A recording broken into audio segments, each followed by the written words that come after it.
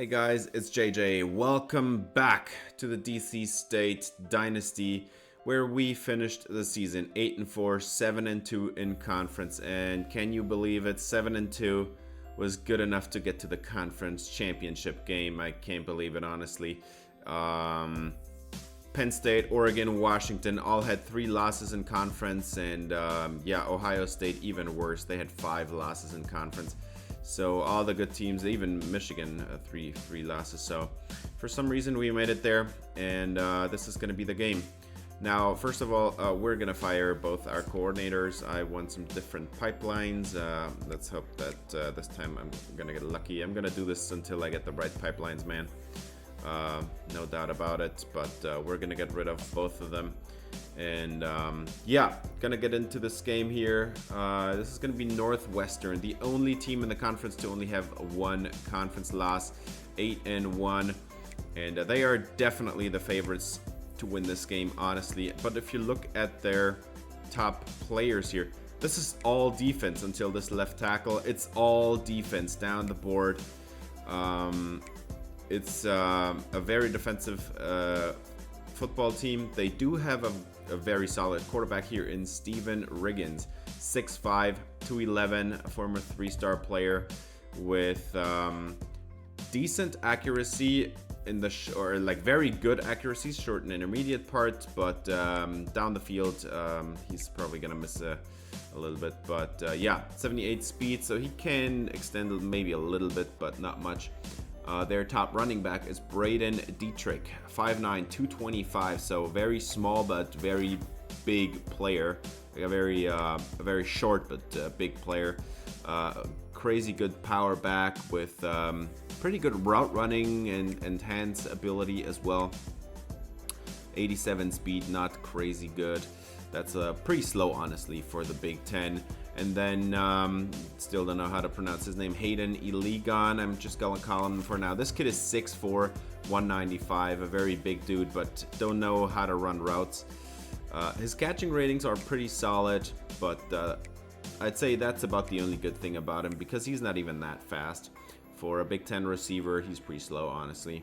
And then their number 2 receiver is out with a dislocated hip. He's going to be missing multiple games if they even make it that far.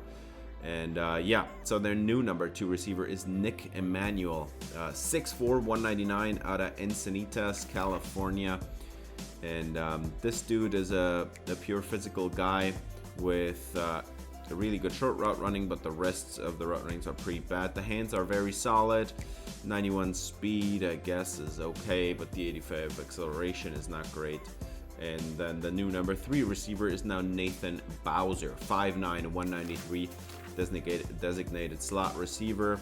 He actually can break tackles a little bit. His short and medium route runnings are pretty good, but his hands are just not there at all. Mid-70s, that's even bad in like the Mountain West Conference and stuff. And then he has only 84 speed, so they do not have any threats at receiver at all. And their top tight end, who is a 73 overall, by the way, he's injured, out with a broken fibula. So they're gonna start a 69 overall tight end or something. It is unreal how devoid of talent this offense is. They do have a solid O-line. They have a good left tackle here, 86 overall, 82 overall left guard, 84 overall center, and an 83 overall right guard, and then an 81 overall right tackle. So that's average, I'd say, but not crazy good or anything.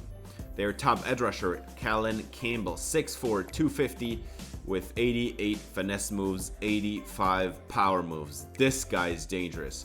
This is the first really good player we get to see. 82 strength. That's a little bit on the lower side of what you want, but this is also a pretty light edge rusher. And he has, instead he has 90 acceleration. That's also pretty valuable to get off the line quickly. Sergio Tandy is their second best edge rusher. 6'6", man. This dude is huge. 85 power moves, 98 strength, 80 block shedding. This kid is unreal, man. And he still has 85 acceleration. Sergio Tandy is so dangerous, man. And then in the middle of this defense, Lane Rugamer, 6'1", 329, a massive defensive tackle with 88 block shedding, 92 tackling, 89 strength. Is on the lower end of what you want at defensive tackle, but still good. And then 76 power moves, 76 finesse moves, is still a decent pass rusher, but he's mainly a run stopper in the middle of this defense, which is, when you look at what we are doing on offense, pretty bad news for us. Josh Merrick is their top linebacker with, actually he's not their top linebacker, but he will be in this game, I guess. Very good run stopper, pretty bad in coverage, honestly. That 74 zone, I guess, is acceptable. Yeah. And then their top linebacker, Matthew Smith, he's out. Partial MCL tear, out for 4 more weeks. So unless they make it to like the semifinal and the playoff, they're not going to see him on the field anymore. Caleb Blanton is their new top linebacker after the injury. And he has 69 awareness. That is horrible, man. That is absolutely horrible.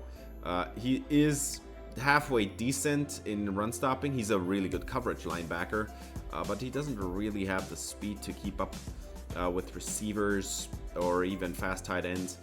Yeah, the linebacking core looks a little bit out of shape. And then their top corner is Prince Apple with 88 man coverage, 78 press. But this kid is unbelievable. He has 85 catching, 93 catch in traffic, and 81 spec catch. And if he ever intercepts anything or scoops a ball up, he's not gonna fumble it away. This kid could be a receiver, man. He does have some very solid zone coverage as well, but 85 speed as their top corner. He has only 85 speed. They are lacking athleticism in the secondary and even at linebacker. Tito Williams, he looks pretty good as a zone cover corner. The run support's not really there, but at least this kid is like a decent athlete in the secondary there as the free safety. And actually not that. That's not the hang up. He is the free safety. They have 2 good free safeties and no good strong safeties. That's why I was confused for a second. This guy's also a free safety, but one of them will play strong safety. Good run defense. Not crazy good in coverage, but 91 speed, at least over the top. That's not too bad. So far we have lost twice to them. The first time around it was a pretty bad blowout, where we actually should have led at halftime, and then they just ran us over in the second half. And in the second game, we were right there. We lost at 21-14 or something. We should have won it. Missed a couple chances there to score a few points, and that's what cost us the game. But this time around, I feel like we have a good chance at beating them, because while they do have a very strong D-line, which is always bad news for us because we don't really have the greatest O-line, they don't really have a great linebacker core. They're missing their top guy, and the secondary is just so slow, and their receiver situation is really bad. Like, even if that one guy wasn't hurt, they are just so bad at receiving. The running back is halfway decent, I guess, the O-line. But we're gonna start on offense here as Garrison gets us going. He gets about 4 yards here to make this a 3rd and 6 coming up, and we're gonna have a pass dialed up, a split backfield, and McGinnis stays in to block. He picks it up, and Halterman is wide open. And that's going to be a first down at the 38. Now, I formation, actually. Only 2 receivers in the pattern, and they're going to run it. Garrison up the middle. Gets about 4 yards on this one as well. 2nd and 6. Westbrook has 11 personnel this time, but Garrison has nowhere to go, and that's Rugamer, the defensive tackle we showcased. He's really dangerous. He forces a 2-yard loss, and we couldn't really get it done on 3rd and 8. And so we have to punt the ball away. Northwestern gets on it on the offense now, and this one is actually good for a 5-yard gain there. So Riggins gets it going. First down and 10, and they are going to hand it off to the running back. And this one, oh, what a juke move. That was nasty by McFarland. That was about a 20-yard gain. Now 3rd and 4 for Northwestern. And Riggins is resetting a couple times. He throws it to the sideline, and finally he's got somebody. catching the football there at the sideline. First down and 10 from the 26, and Riggins is going down as Cordale Newcomb collapses the pocket from the outside and takes down the quarterback. Very nice play by our sack leader. As you can see here on this play, what a nasty spin move on the left tackle. Just no shot at him stopping that play. And so this is going to be a 2nd and 16. And Gavazza takes down the quarterback.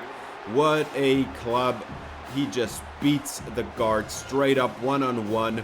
No time wasted. And he's at the quarterback in like 0.1 seconds. And that's going to be a tough 3rd and 24. And you have to try to go back to field goal range, right? You can't just run this and punt it away. Got to go back to field goal range. So Riggins has a lot of time, and then he throws it to the flats, and then it's intercepted. It's Marquez Emery running it back all the way. That's gonna be a touchdown, White Tigers. Emery takes it all the way for a 61-yard pick six. What a play by the true freshman, who actually he has had a pretty solid season. He had no picks as far as I can remember. But he played in the slot, and he was solid enough to, just to prevent plays there in the slot. But this time, he makes a big-time one, and this is going all the way to the end zone. 7-0 as DC State is on the board first, and now we're going to run it to the outside here as Northwestern. That's about a 16-yard gain. Very nice run by Braden Dietrich, the lead running back. Now they go goal line personnel, and Dietrich is going to run it to the outside again, and he's got about 5 yards until he's met by Baskerville. 3rd and 5 after an incompletion. This is a tough spot for Riggins, but he does get it away, and he does get the first down on this one. That's about an 8-yard completion, and they move the sticks. 1st and 10 from the 48, and this is McFarland, but nowhere to go as Mandarino just read it from the get-go and takes in the TFL. 3rd and 10 after a 2-yard run on 2nd down, and Riggins overthrows his target, and that was very tightly covered as well. So they actually have to punt it away. They don't get any points out of this, and DC State is getting back on offense as Garrison shoves away one defender there and gets about 9 yards. 2nd and inches for Westbrook, and he is the keeper. They get the read option, and he jukes out one more guy until he's taken down from behind, man. But he was behind the defense. If he had a little bit more speed, he probably would have been gone on that play. 2nd and 10 now, and Maryland has a huge crease. He runs through the canyon for about a 23-yard gain. Stopped by Guardado in the end, but very nice running there by the senior. And he is the recipient of the handoff on this one as well, but nowhere to go. That's going to be Kalen Campbell there on the stop. Now 3rd and 10. This is going to be a tough one, but you're in field goal range. Just don't take a sack. They get it away. Halterman, he's got the first down. And they do get a new set of downs inside the red zone now. So exciting opportunity. They're going to hand it off to Maryland, and he's got 8 yards on 1st down. 2nd and 2 coming up. Turns into 3rd and 1 with a 1-yard gain, and now they're going to run it with Maryland into the end zone. Touchdown, White Tigers. And they go up by 2 scores. Northwestern needs to wake up right now if they want to make this a game, man. Spencer Maryland with very solid runs here on this drive so far. And now Riggins is going to have a play action boot, and that is going nowhere, and it would have even been a loss because Dalton Boger was right there if he had caught it. Instead, they knock it incomplete. 3rd and 7 for Riggins. One-on-one down the field, and he had his man wide open. That would have been a touchdown, man, but Riggins underthrows it, and York can knock it away. That's going to be a punt for Northwestern, and Westbrook is going to throw it here. 4 yards for Halterman, and they try to go across midfield here. This is going to be a 3-yard run for Maryland, not very far, and he's injured on the play. He's going to come out of the game, and we're not going to see him for a little while now. And they get somebody to jump on 3rd and 3. That's going to go against Northwestern. And DC State's going to get the first down here. Kalen Campbell on the flag there. First down and 10 from the 40, and nowhere to go for Benjamin Thomason as Ben Jewell is in the backfield. 3rd and 13 for Westbrook, and Westbrook's getting sacked here. Free rusher up the middle. Caleb Blanton, the middle linebacker, on the blitz. He's in the backfield, and that's going to be a punt as they got taken out of field goal range there. But not going very far is the Northwestern offense. Siao and Mandarino combine on the stop. Now 3rd and 12 for Riggins. And he's got to pass it down the field, and he does not. He settles for the underneath throw. And that's going to be another punt as Mandarino wraps him up for a minimal gain there. DC State back on offense. 2nd and 5 coming up. They got the split backfield. They're going to run it with Heath McGinnis. And he's got about a 9-yard gain, and that gets him close to midfield now. 1st and 10. We have about 4 minutes left in the half, and the pressure is coming in. They go all out here, but they do get it away on time. Isaiah Stockton on the catch. He gets 9 yards. 2nd and inches as Westbrook has another keeper, and he read it correctly. The edge rusher was following the running back, but they had 2 more guys waiting for Westbrook to wrap him up. They couldn't win on that play. And now, after that loss, they get a false start on the running back. That's bad news. 3rd and 9 from the 50 as Westbrook is going to throw it to the outside. The catch is made by Stockton, who appears to be shaken up on the play, and he was shy of the sticks as well. So 4th and 2, but this is no man's land. You can't kick it from here, but you're in opponent territory. Gotta go for it here. Split backfield for Westbrook. He resets a couple times, and Halterman is wide open over the middle. And he's got about 16 yards on the play as Isaiah Stockton has a pectoral strain, and he's going to come back later. So far, we're not going to see him anymore in this half, I'd say, as Heath McGinnis is going to get shaken around. And he gets about 6 yards on the run anyway. 2nd and 4. We're at the 2-minute warning now. And Westbrook is going to get it away to Isaac Waller. And he's got 7 yards on the play. And now we're about a minute and 40 away from the end of the half. And McGinnis nowhere to go. Fumbles the football. And Lane Rugamer forced it. But they overturn it and give... Yeah, it wasn't a fumble, but it wouldn't even have mattered anyway because we recovered it. As Halterman gets about 9 yards back on the play. So this is going to be a 3rd and 4 now from the 9-yard line. And this catch is made as Puller tries to force his way into the end zone. Is stopped a little bit shy. But now 1st down and goal from the 1. And they're going to run it up the middle. Garrison wide open into the end zone. Huge lane. And touchdown White Tigers. This is a 3-score game now as Northwestern Wildcats for some reason have not woken up. They have been completely non-visible in this game so far. Bunch to the right for Riggins, and they are not even taking any timeouts here. They're just content letting the clock run out as DC State is there in cover 4, so nowhere to go for Northwestern. And this is halftime. Can you believe it? The White Tigers lead it by 3 scores, man. 21-0. Pitching a shutout so far. Of course, if you enjoyed this video, would appreciate if you gave it a thumbs up, subscribe, ring the bell for notifications. And let's see if we can even extend this lead in the second half. But Northwestern's going to get the ball back first as we started the game with the ball. They're going to start the second half with the ball. And absolutely nowhere to go for Dietrich as Mandarino was on the money there. And Newcomb also was right there. And now they're going to run it with McFarland, and he gets at least 7 yards out of the deal. 3rd and 3 for Riggins. And they are going to hand it off. And McFarland's going to get stuffed again. It's going to be a loss. Lane Van Ness, Joe Mandarino, Cordale Newcomb, all of them were in the backfield, man.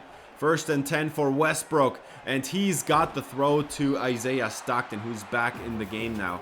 And he looks to be a little bit shaken up, but this is the best receiver on the team, man. 2nd and 1. Westbrook's going to hand it off and nowhere to go again. It's Lane Rugamer taking down Benjamin Thomason on the play.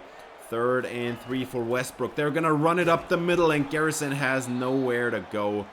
He is stuffed, and Stockton has to come out of the game again, as the White Tigers can't go past midfield. They have to punt it away there on 4th down, and now we see the pectoral strain still keeps Stockton sidelined for now. 2nd and 7 now for Riggins, and he is getting sacked on this one as well. It's David Gavazza in the backfield, and this kid has had a pretty good season at defensive tackle this year.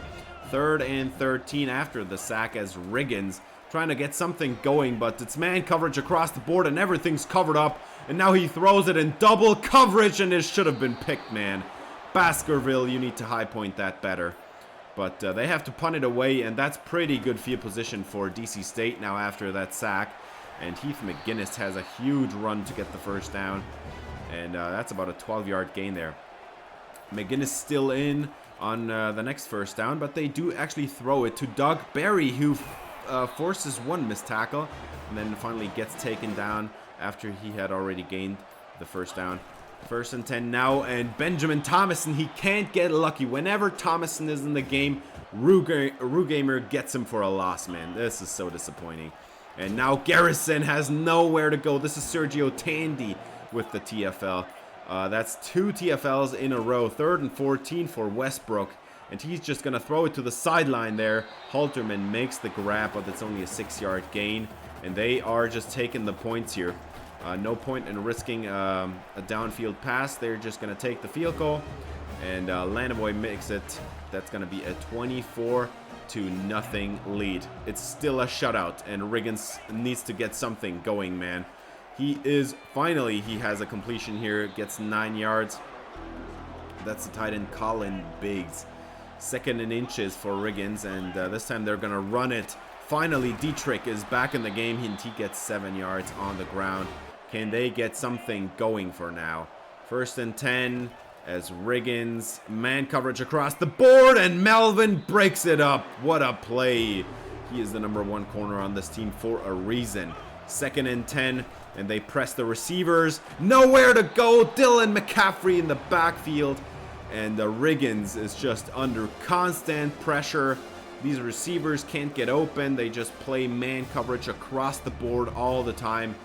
And apparently this stadium is a gym now. 3rd and 16. Riggins throws the screen to the outside, and they do get some of the yardage back, but it's 4th and 7.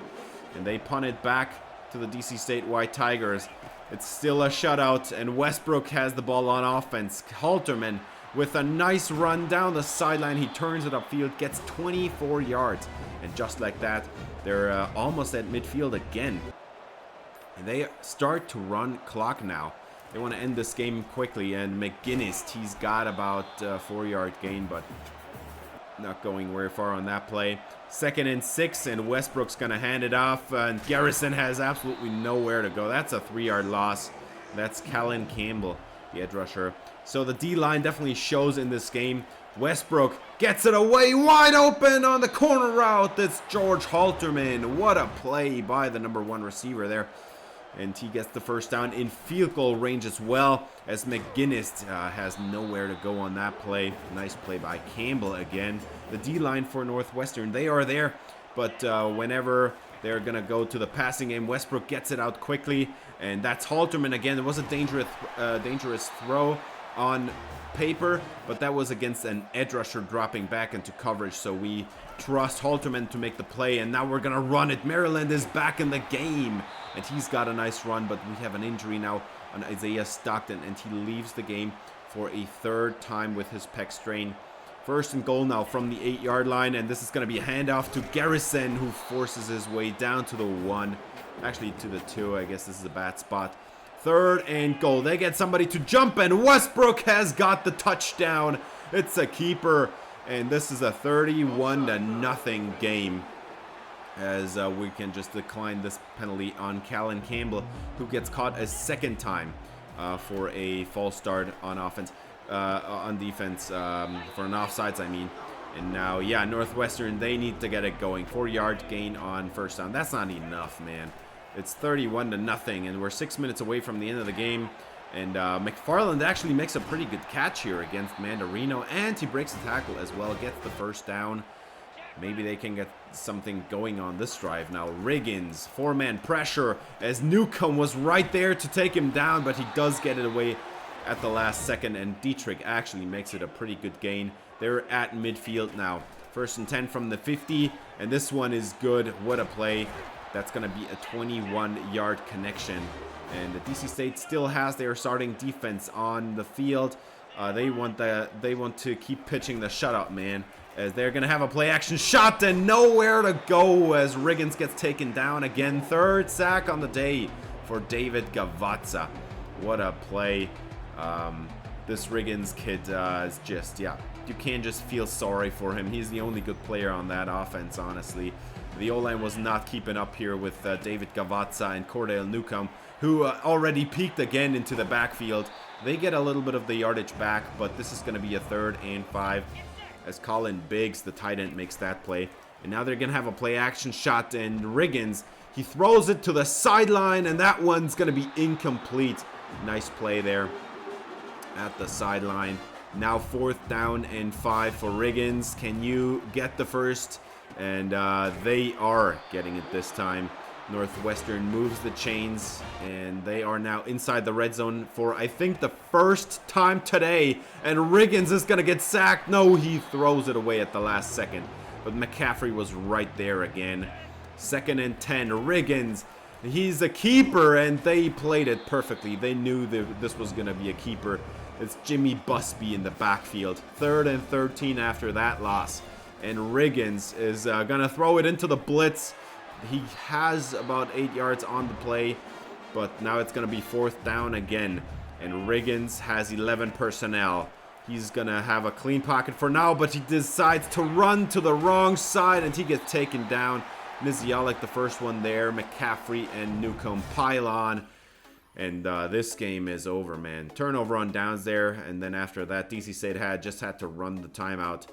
This was an absolute slaughter. Austin Westbrook earns player of the game with 179 passing yards and 1 touchdown, but he played a almost perfect game, man. 15 of 18 for 179 yards. That's almost 10 yards per attempt. 83% completion percentage. We ran it not that well, but whenever we ran it well, we had big gains. Like Spencer Maryland, he had a couple of really good runs. Garrison couldn't really get it going, and man, that Thomason kid, man, he's the 4th running back on this team. He got in because Maryland was injured. He ran it 3 times, and 3 times he got tackled for a loss by that Rugamer kid. Whenever Thomason was in the game, Rugamer was just like, yeah, I'm just gonna beat the center up now so that I can take this kid down, but on all the other runs, no, I'm good. I don't know what happened there, man. Ridiculous. And then Halterman had a really good game as well. We had no drops on offense, man. That is crazy good because we don't really have great receivers, honestly. But we had the open looks. Westbrook played a great game. He always put it on the money, makes it easy to catch them. Yeah, the 3 incompletions, honestly, man, a couple of them were just Westbrook hits his O-lineman in the head from behind. And the ball falls incomplete. That's like a couple of the incompletions, and then I think I had 1 contested shot where it fell incomplete, but this was honestly the perfect game on offense. We had the pick 6 to start it all off, and yeah, we were just dominating this defense, man. Unreal. I did not expect such a thing, but we also played a game like this when we played against Penn State. The sad thing is, why could this team not, or this defense not show up when we played Oregon? That's something I don't understand. Or even Notre Dame. Like, we got blown out by both of these teams. We had no shot at winning anything. But we win the important ones here. And yeah, Joe Mandarino, man, he had a crazy good game. He was flying all over the field, man. This kid looks unreal. And then 3 sacks by David Gavazza. We had multiple players on the D-line in the backfield all the time. Cordell Newcomb, 1.5 sacks. Honestly, should have been 3 as well because he was in the backfield so often. Just he was a little bit more unlucky with the timing. just got there whenever Riggins just had the ball thrown away like a half second earlier. But great game by our D-line. Great game by Mandarino. Great game by the corners as well. I think I played more than 50% man coverage, and almost all the man coverage snaps were blitzes as well. So we had 5-man pressures, 6-man pressures, and I played so aggressively, and it paid off big time because these receivers were just so bad, and they couldn't get anywhere. It didn't even matter that I played man-on-man all this time. I don't even have the greatest athletes in that secondary, man. It still worked out because their receivers were just so bad. That heavy man and play aggressive mentality really paid off in this game, man. I gotta tell you, man. And yeah, that's how we win the Big Ten championship game. I think this was the perfect opponent to play this game, man. I don't think we would have had an easy such an easy game if this was any other team, because usually receivers on Big Ten offenses are not this bad, man. Even our receiver situation is better than the Northwestern receiver situation, man. This is absolutely cursed for Northwestern there, making the championship game and then not getting anywhere. We also get a few commits here. Daniel Hicks, he's a running back, and I think he's the one from Washington, D.C., so we get another D.C. kid. James Pounds, he's an edge rusher, and I know definitely that he's from Washington, D.C. Usually you could also read it on the screen there, but the team color is white, so that doesn't add up with the white background on these screens. And then Sterling Pickering, we get him. He's a linebacker I added really late. I think he's from like Tennessee or Ohio or something. Good news, because we had only one linebacker recruited so far. UTEP, they get blown up by Louisiana Tech in their championship game. We get BYU over Kansas. We get Toledo over Buffalo for the MAC. And then South Alabama wins the Sun Belt. Rice wins their game as well. San Jose State, they didn't get it done. UNLV wins the Mountain West Conference as Texas A&M wins the SEC. We win the Big Ten, and Miami blows out SMU by 3 scores to win the ACC. And this is where the sad part starts. We did not get to the playoffs. And this is actually something that I didn't think about at all. I was like, if we win this, we should be in, right? As a conference winner. And if we lose, well, I mean, then we wouldn't have been ranked anymore. So I didn't think about that. But we win the conference, and it's still not enough to get in. We're not one of the highest ranking conference winners. It's Miami from the ACC, BYU from the, I think they're Big 12. And then Texas A&M wins the SEC, Toledo wins the MAC, and that's all the highest ranked teams. We're gonna miss out on the playoffs. I can't believe it, honestly. But yeah, we get another win here in recruiting. We get another center, or our first center, actually. We hadn't had a center yet. Yeah, let's go over a couple of the awards on the screens here. The full award list is gonna be in the off season, but just talking about this one, Michael Hawkins wins the Heisman for Alabama, and then Cordale Newcomb. He did get it done. The true freshman with a 14-sack season gets best defensive player in this season. He played a pretty good year. He had constant pressure on these tackles, man. Best defensive end obviously also goes to him. Interestingly, he did not win the Lombardi because for some reason that did go to somebody else who also was an edge rusher, like a defensive end, but the best defensive end award goes to Newcomb. Don't know how that math works out, but pretty excited about this. And yeah, this is gonna be our bowl. We are the best conference winner that didn't get to the playoff, and we're gonna play the highest ranked team that didn't get to the playoff. We're gonna play the Oklahoma Sooners. Don't know how that's gonna go, but bowl game, that's exciting. I think this is also the first bowl game ever we have played so far. And yeah, these are the two new guys I'm trying to get in the game here. They're both with Tidewater Pipeline, and that is actually what I want. So I hope this is going to work out. But our first bowl game against an 11-ranked Oklahoma. This is going to be very tough, man. I do not think that they have such a bad receiver core like the one from Northwestern. Do not really think that. And yeah, pretty disappointed. We were ranked number 22, and Toledo was ranked number 19. And that's why they got the number 4 seat there, and we don't get invited at all. As we're going to face the Oklahoma Sooners next time. And that's going to do it for this episode. Thanks for watching. If you enjoyed, please leave a like and subscribe for more DC State Dynasty. See you in the next episode. Until then, have a great day.